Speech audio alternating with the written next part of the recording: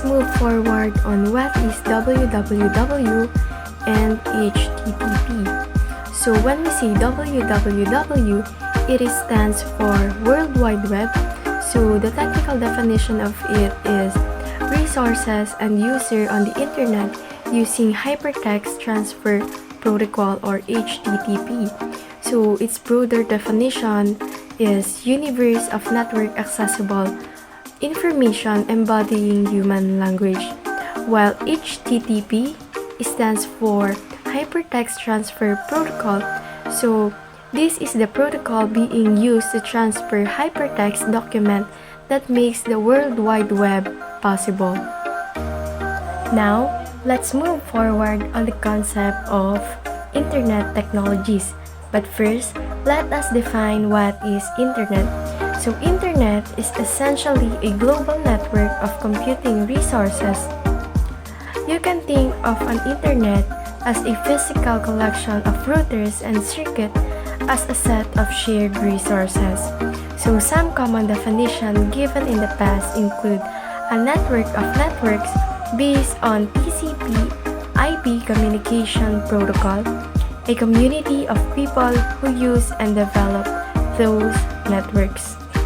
So another one is the URL and the website. So URL stands for Uniform Resource Locator and is used to specify addresses on the World Wide Web, while website is the location on the web where people can find information and different fields, people, places, etc. So another one is web server and web browser. So when we say web server, which is every website sits on a computer. So this server is always connected to the internet, while the web browser are the software installed on your personal computer to access the web you need. So in addition, a web server is a computer that stores a website and makes it available on the internet, while the web browser is a program you use to visit the website. So another one is SMTP server and ISP.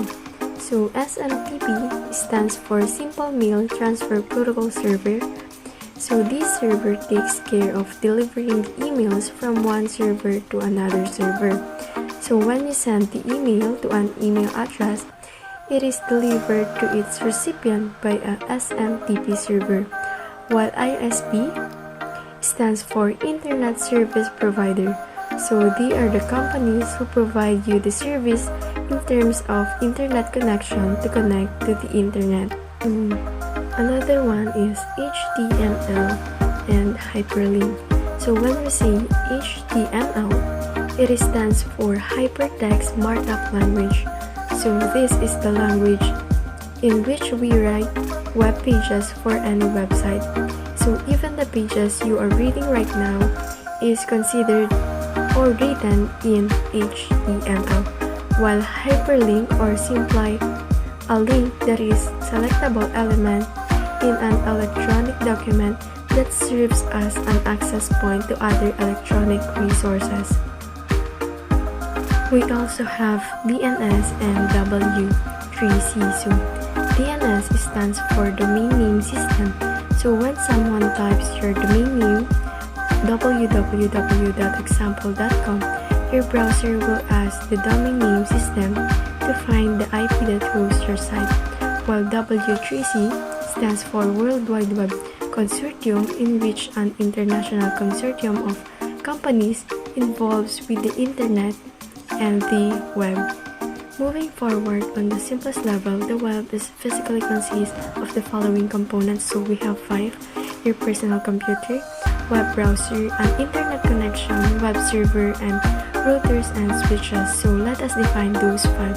So when we say personal computer, this is the PC in which you see the web, while web browser is a software installed on your PC which helps you to browse the web. So an internet connection is provided by ISP and connects you to the internet to reach any website, while web server is the computer on which the website is hosted.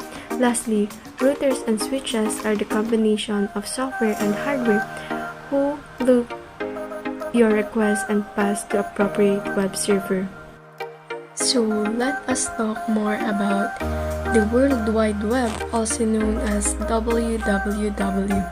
So for its technical definition, the World Wide Web, all the resources and users on the internet that are using the Hypertext Transfer Protocol, also known as HTTP.